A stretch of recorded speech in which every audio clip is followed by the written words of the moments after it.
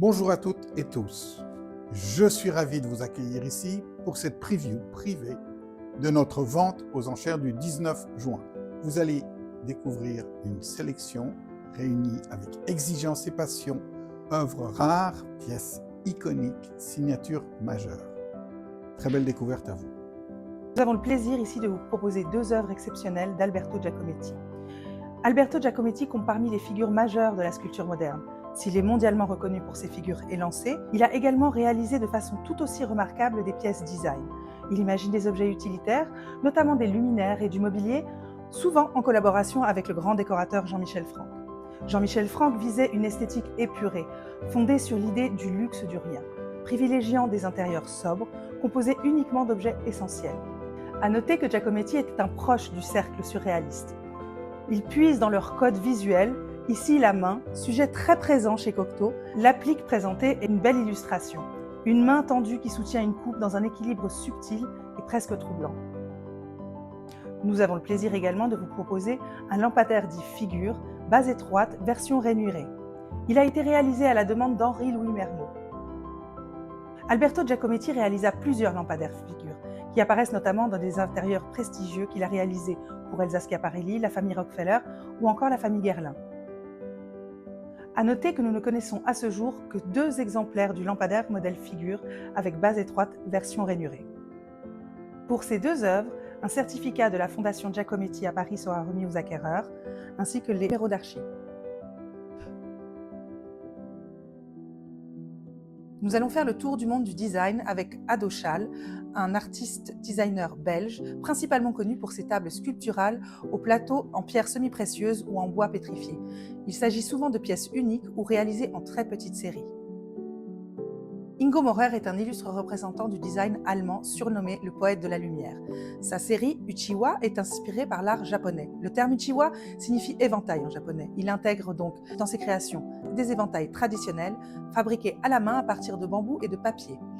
Le lustre que nous présentons est le modèle Juyon, qui signifie 14 en japonais, en référence aux 14 éventails qui le composent. Une silhouette organique et très élégante. En raison de la fragilité de ces matériaux, peu d'exemplaires du lustre Juyon ont survécu en bon état jusqu'à aujourd'hui. Ils sont donc très prisés par les collectionneurs et amateurs de design.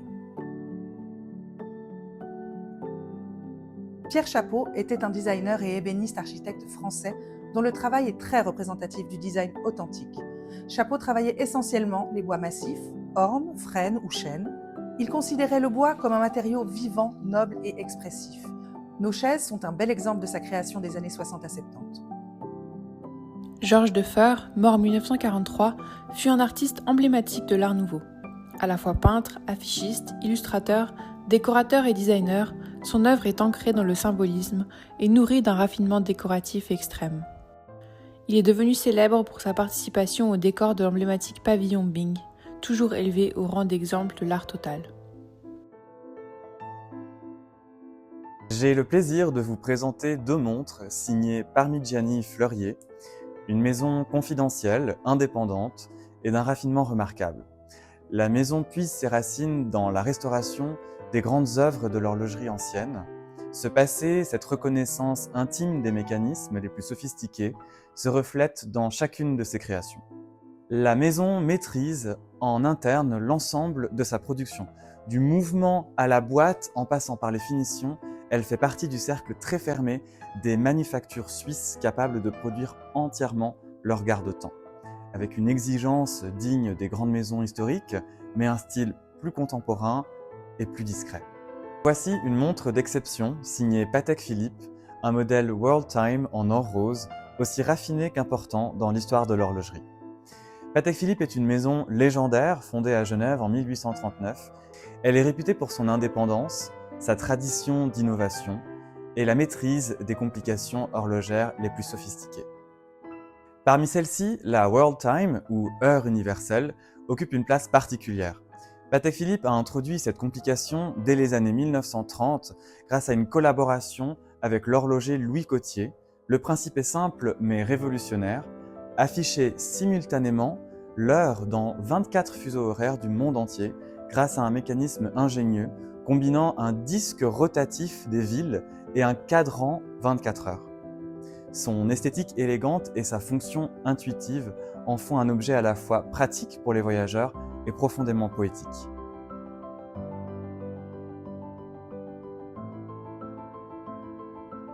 Bernard Buffet, Vanité et crucifix sur fond rouge. Il s'agit d'une technique mixte sur papier, signée en bas à gauche. Elle est datée 1961. Nous proposerons un certificat de la Galerie Garnier. Notre œuvre est très rapprochée par ailleurs de la lithographie de la même année, titrée La mort et le mourant.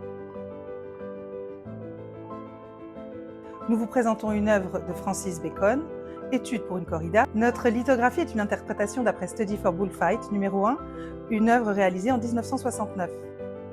Francis Bacon est un peintre qu'on ne présente plus, un peintre britannique d'origine irlandaise. Il est connu pour ses œuvres puissantes où la figure humaine est déformée.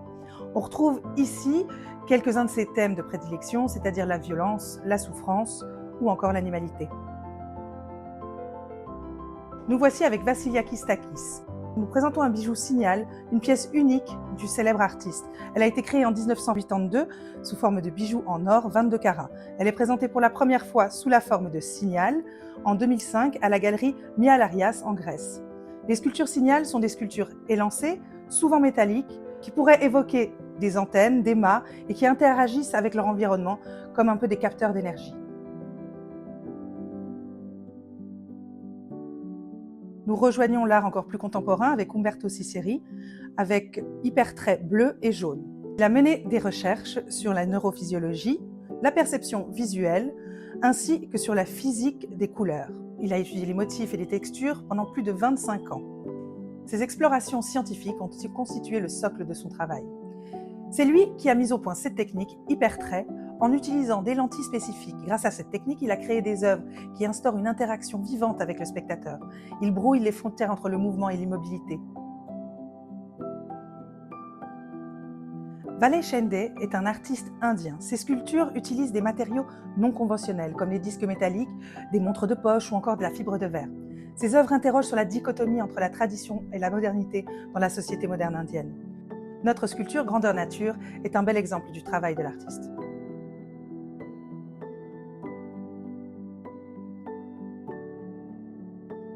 Nous proposons ici Vénus de Jeff Koons. Cette œuvre illustre parfaitement la démarche de Jeff Koons, que nous n'avons plus besoin de présenter, qui consiste à fusionner l'art contemporain avec des éléments de la culture populaire. Il crée ainsi des pièces relativement provocantes. Cette sculpture a été réalisée en collaboration avec la maison de champagne Dom Pérignon pour célébrer le millésime Rosé 2003. Ici, Koons a adapté sa sculpture monumentale, Balloon Vénus, pour créer cette version intégrant la bouteille de champagne.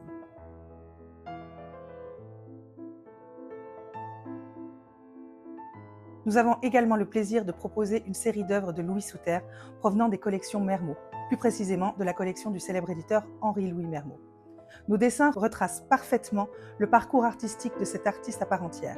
Vous retrouverez une série de dessins du cahier, réalisés dans la première partie de son processus de création, puis une œuvre dite maniériste. C'est à partir des années 30 que Souter développe son œuvre sur des plus grands papiers, des plus grands formats, grâce à l'aide de son cousin artiste, Le Corbusier. Ce changement a abouti à un léger virage stylistique qu'on appellera donc le maniérisme. Il est à noter que l'œuvre qui est proposée est recto verso. Pour terminer, nous présenterons une œuvre dite au doigt de Souter, qu'il réalisa dans la dernière partie de sa carrière.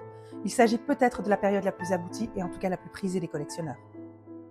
Toujours issue des collections de la famille Mermot, voici une œuvre de Hans Hartung, plus prestigieux représentant de ce qu'on appellera l'abstraction lyrique.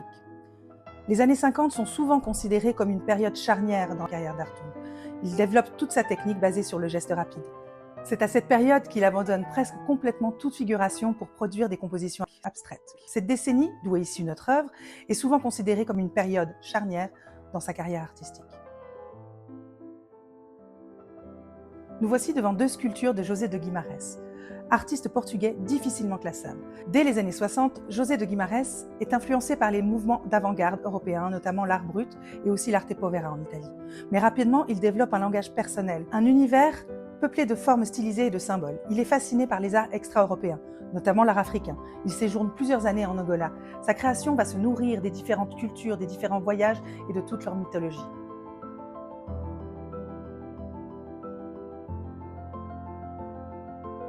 Nous voici devant une œuvre de Bernard Friese. Il s'agit d'un artiste majeur de la scène contemporaine. Bernard Friese est reconnu pour sa pratique expérimentale de la peinture, où le processus de réalisation prévaut souvent sur l'intention figurative.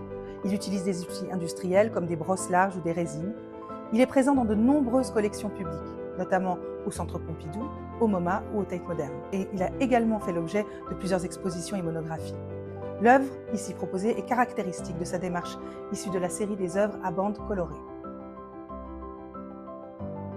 Nous avons le plaisir de vous présenter deux sculptures d'Édouard Marcel Sandoz, une figure chien à la mouche et Fennec assis.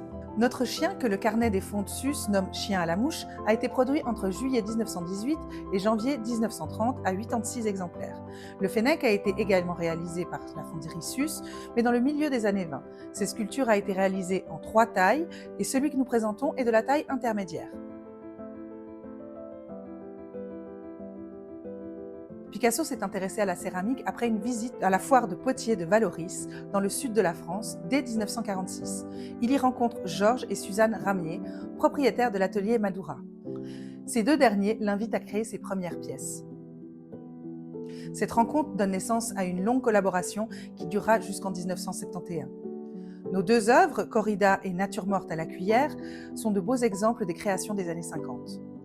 Ce Shiva a appartenu à l'origine à une famille de brahmanes du Maharashtra. Cette pièce avait l'habitude de beaucoup voyager. D'ailleurs, son socle est percé de 4 orifices permettant le passage des barres de portage lors des processions et des pèlerinages. Merci d'avoir partagé cette parenthèse avec nous.